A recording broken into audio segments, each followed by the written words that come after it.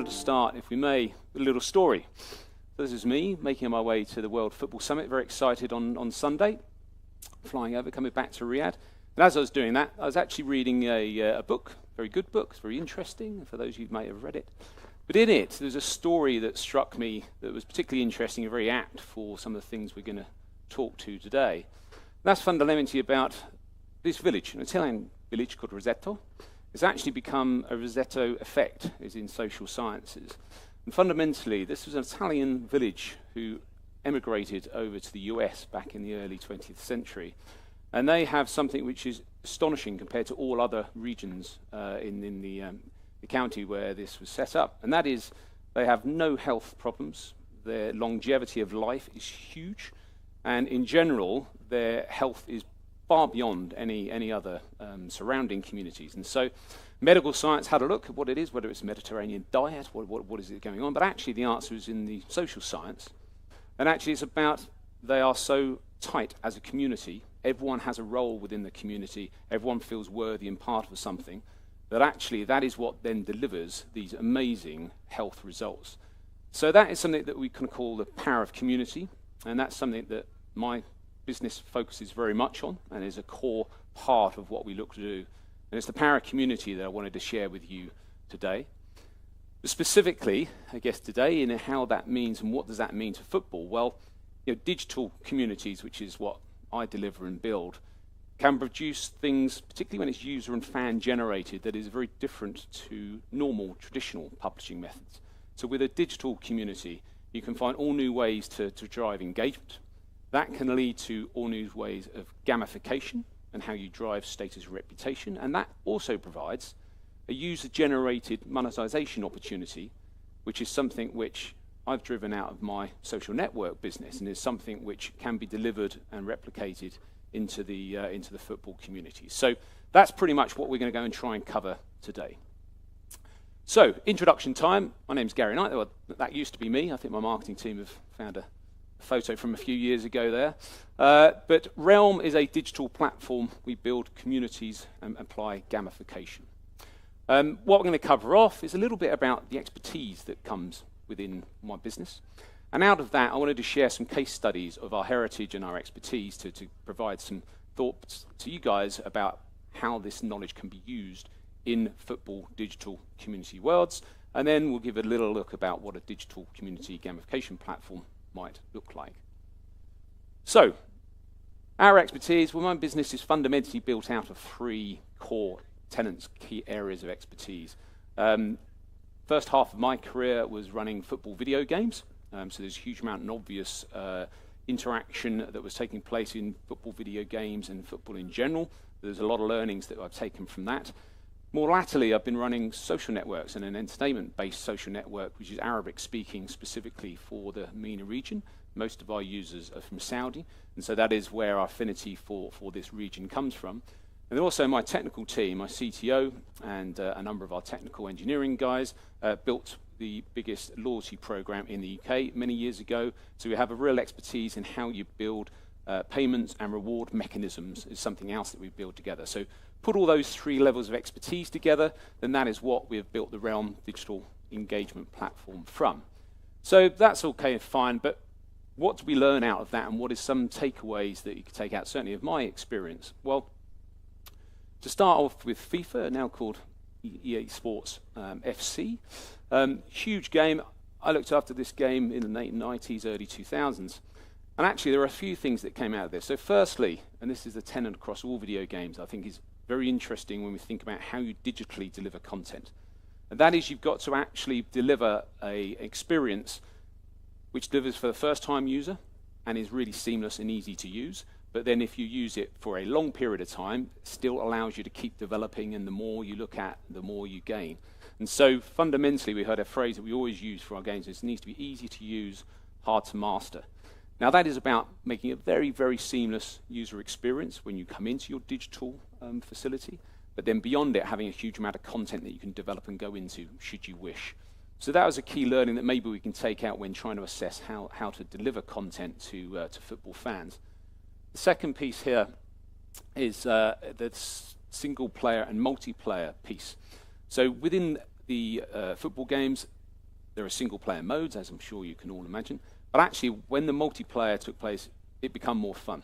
And to start with, back in the 90s, this was fundamentally, you can have 2 to 4 players sat around a machine. Of course, that became fundamentally different once online play become available. And not only does the multiplayer allow much more competition and much more fun, and you can play with anyone around the world, but normally that constitutes playing with a lot of your friends. That provides the gamification, and that provides the banter that goes with that. That's very important. But there's another piece that comes in with that online play, and certainly, pretty much most evenings hear my son chatting and laughing with his friends while they're playing online games of FIFA or whatever their games of choice is going to be. And actually, the younger generation use these games and the ability to talk to each other online as their community function. So they could be chatting on any type of device, but actually they use games to have their chatting around. And so actually the gaming community piece really builds community, and that's a fundamental learning that we took out and has been part of the reason why FIFA has continued to develop, and EA Sports FC has developed and grown into the huge business that it is these days. On a slightly different take, after looking at FIFA, I ran a game called Football Manager. Now, for those that may be into this is a very different type of game. This is more of a simulation. You become the manager, you take your team, and you pit your wits against others. Mainly a single-player game against the machine. And you take your club to glory, becoming SPL champions, Premier League champions, Champions League winners, etc., etc., if you can figure out the tactics well enough, etc. Now, the key part of this game is it has to be authentic. If you don't believe the actions that you're taking are actually being replicated by the game, that kind of means nothing. So the fundamental authenticity and realism was really, really important. When we're talking about football, whatever we're doing, I heard it on one of the panels we were talking about previously, authenticity, is absolutely fundamental, because everyone is passionate about football, everyone's passionate about their teams, about their players they follow. And actually, if they don't believe that is honest or real, then actually they kind of lose trust in what you're doing. So authenticity is real, and we check and really got a test in this. So my organisation, my company at the time, acquired the fantastic development business that run this game called Sports Interactive, and they had the game, which was fantastic. But at that time, it was called Championship Manager. For any of you who may have actually played this back in the day, Championship Manager was the fantastic game. It then became Football Manager. The people that had Championship Manager name did their own game. So it was a really interesting topic about, okay, when we both released our games, is it going to be the game that is the key and all the fans buy the game, or are they going to buy the brand? Now, of course, it was all to do with the game, because when you play and put as much time and passion into these things, you want those results to be there. So the other game that would continue to be called Championship Manager didn't have the same depth. It hadn't had so many years of development. And so actually, fundamentally there, we learned that actually, brand is important, but only if you're absolutely fundamentally authentic to what you're doing. So that was Football Manager 25. Fancy Premier League. This isn't a company I've been running, but I'm a keen advocate. So anyone out there that's performing in FPL, then just remember game day starts tonight, so make sure you select your teams and get yourself ready for that. It's strange to come on a Tuesday. A couple of things in here. So firstly, I think the UX of this game is absolutely unbelievable. For those that do play, the amount of data, effectively it's a stats engine that goes into this game. And the amount of data, and should you wish to get to it, you can spend hours and hours going into this thing. But actually, the main usage is very much around your team, what you're going to do, what formations, who you're going to select, maybe if you're going to make transfers. So you only need to use a relatively small amount, but it's beautifully done, and it's very, very simple. So there's a huge amount of data. There's, I think, almost 20 million players in part of this thing. It's enormous. But actually, the ease of use of this facility is absolutely fantastic. They've done a great job with that. And then the other point about if you don't play this game, well, it is all about how you are getting on, how many points you score each week and through the season. And of course, competition is important. So you can have many leagues with all your friends, or you can join public leagues. But fundamentally, it's down to bragging rights. And right, how are you getting on versus your friends? What does that look like? Now, one of the core takeouts of learning here is that, I think something like 500,000th in the league at the moment. So 500,000 people in front of me. So that's not too exciting, right? I'm not too near the top of the table. actually, I'm pretty happy with that. That's me doing quite well. I think, that's kind of within about the top 5% or so. Now, if that was just it, okay, you may lose heart. So the importance there, when you're doing leaderboards and status-driven, make sure that it's always timely. So what you do have is, how do you get on that week? So actually, there's a weekly competition that you can take place. There's also a monthly roundup as well as the season roundup. They then have different types of leagues and different cups. So it's always trying to make sure there's a new competition and an engaging competition, no matter what level you are, to try and make sure you can compete and have fun against other people, rather than just getting left behind, having a bad start, and then not bothering with your team because I'm so far behind, I'm not going to get there. So keep making it interesting as you move along was a key learning out of that game. And so the learnings piece here, and forgive me, this is a slightly different presentation to the one that we sent over, but fundamentally, the authenticity is absolutely key. Right? That needs to be there. Gamification brings people together and always provides that retention mechanic of coming back, providing they feel that they're still involved and part of this thing. Multiplayer obviously is very important because that drives and brings communities. And then fundamentally, communities deliver loyalty. When you bring communities together and people are part of that, then loyalty comes out of that, and that, as part of the football business with football fans, I'm sure we all touch that in some way, is a hugely useful benefit to have to take forward whatever the parts of the football industry that you guys work in. So that's case studies of the football side. So wearing my other hat, my business is called the World's Online Festival. It's a social network, it's Arabic speaking.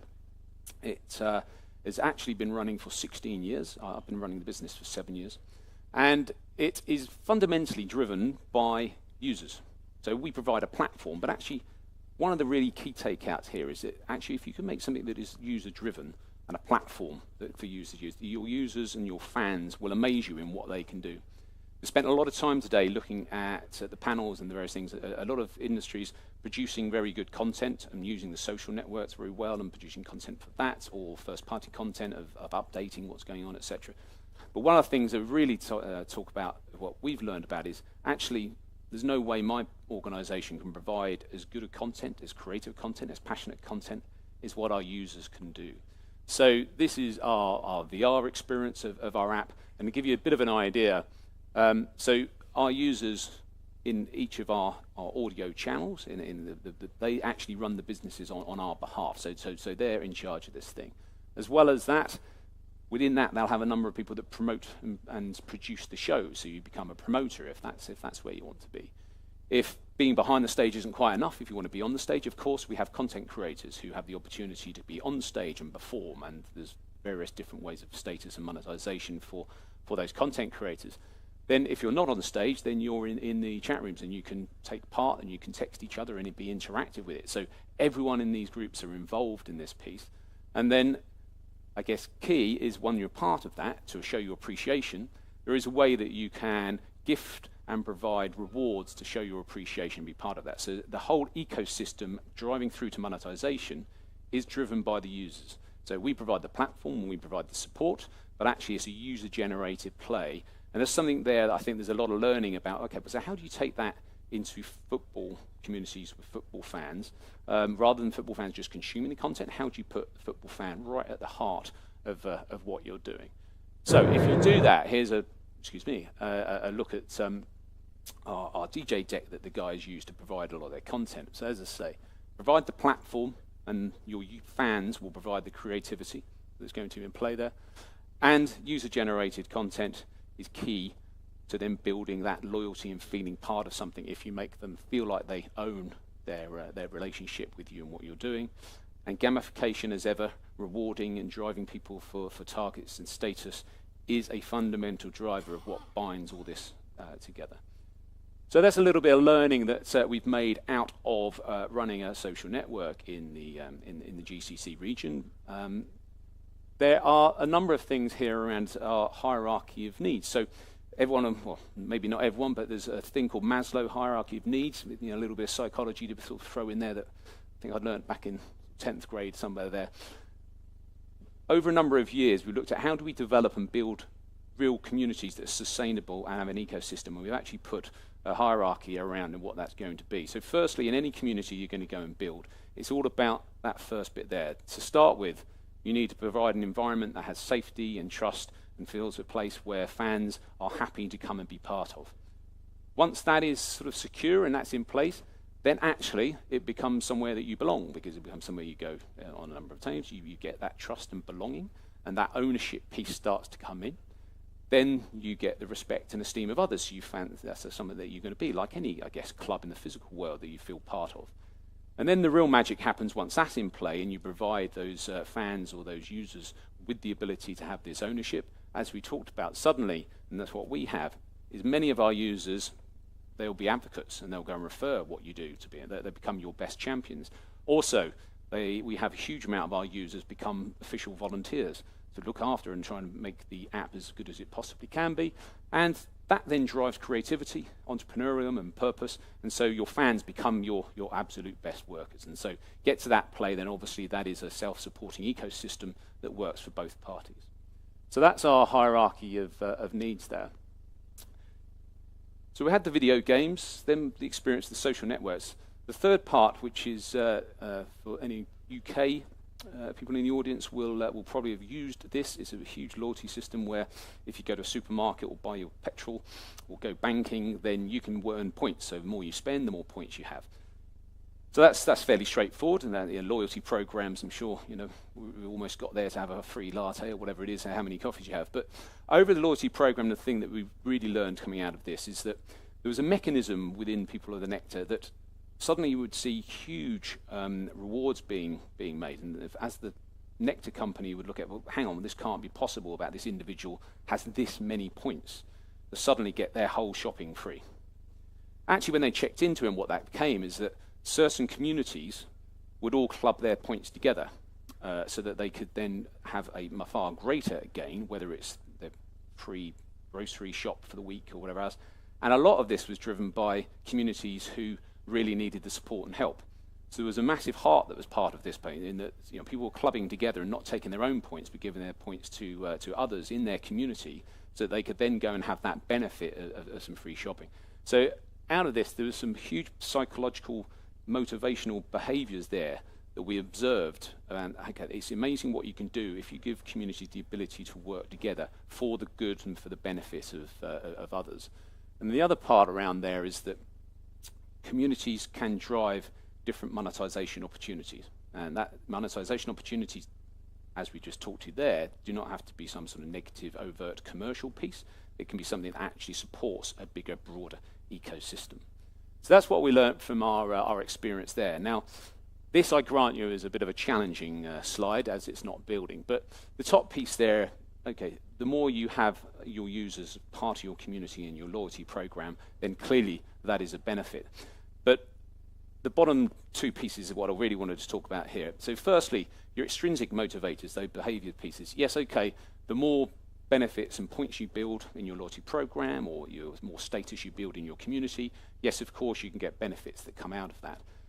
But actually, it's the trust and the intrinsic motivators that are the most important and biggest drivers for users and fans, having committed the research to doing so.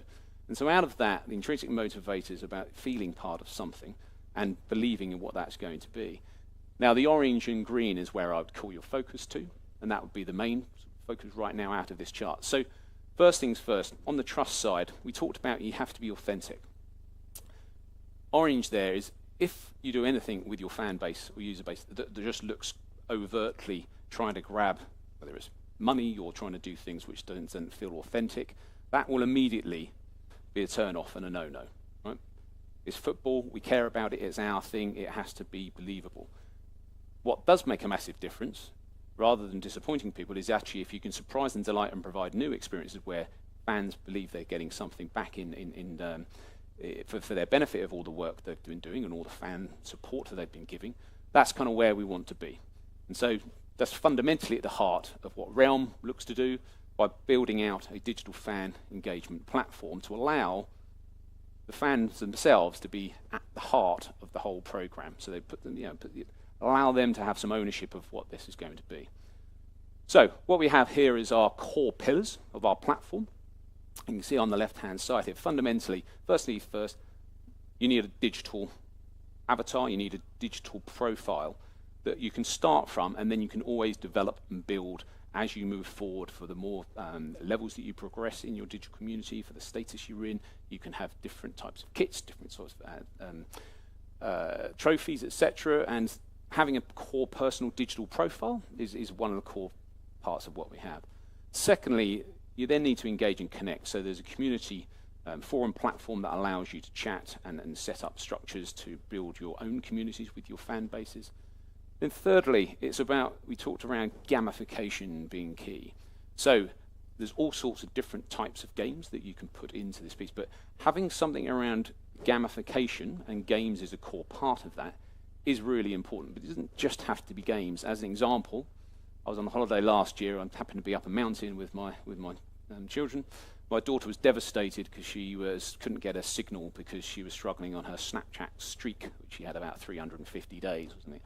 The gamification of, all right, you must have a streak each day, you must do certain things, it is so fundamental to our behaviours and drivers that actually having a gamification program around what you need to do in a community that always delivers the fans with something else to do is a huge part of what the platform can deliver, because it's a huge part that keeps that retention and keeps things live. Think back to the fancy Premier League piece around, even if you're doing badly, then next week there is always a new challenge for you to take on.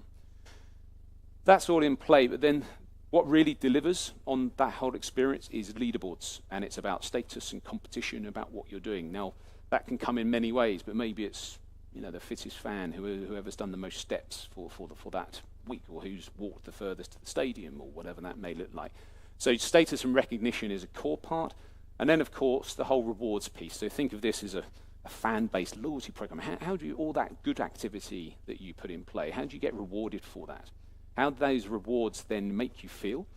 And a lot of this doesn't necessarily have to be financial rewards or incentives. Actually, the money can't buy stuff is the stuff that our users and fans really want to be involved in. So that is an idea around the core pillars of what an engagement community platform should be having within it. And then here's some examples of various different clients we're looking at about ideas that we're putting in play. But as we talked about, well, okay, first things first, you can have numerous different related types of fan games, etc., that you can come back to in daily requirements, and you keep up your streaks, etc. There's any number of those pieces.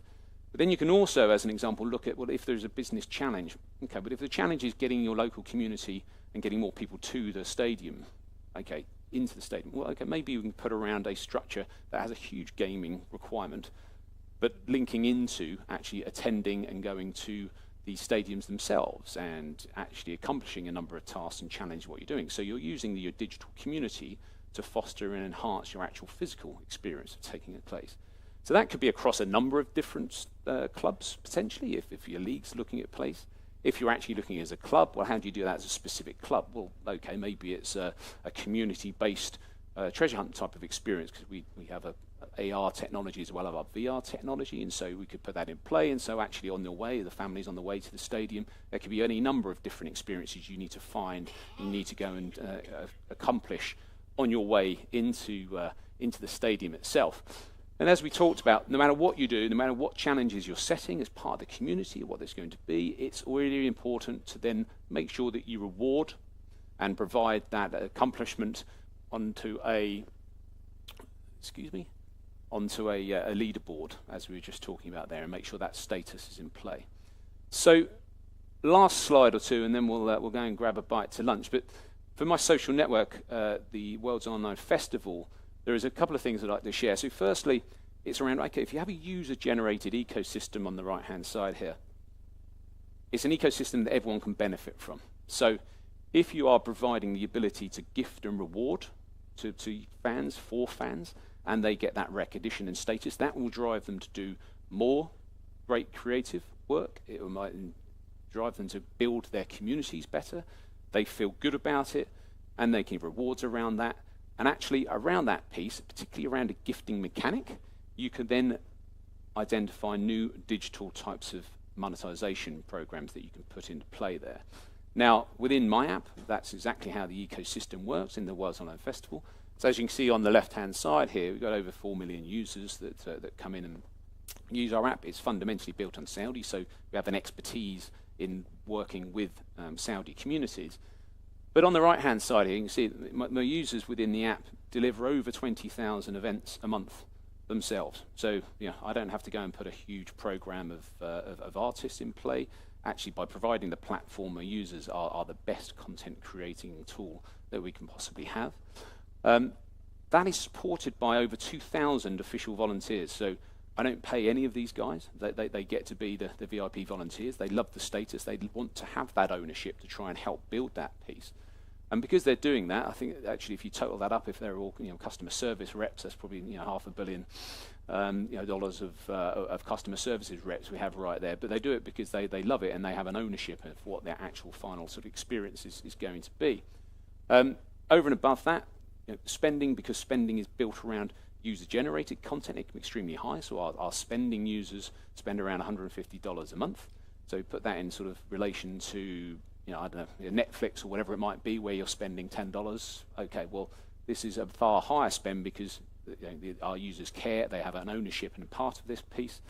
And then over and above that, around sort of content, and you think about fans and user-generated fan base, the videos of the audio shows that we put together have been downloaded and seen over 150 million times. So user-generated content drive enormous benefits and gain, and it's that power of community and the power of digital community that I'll come back to that we started the talk about, which is the absolute focus of Realm.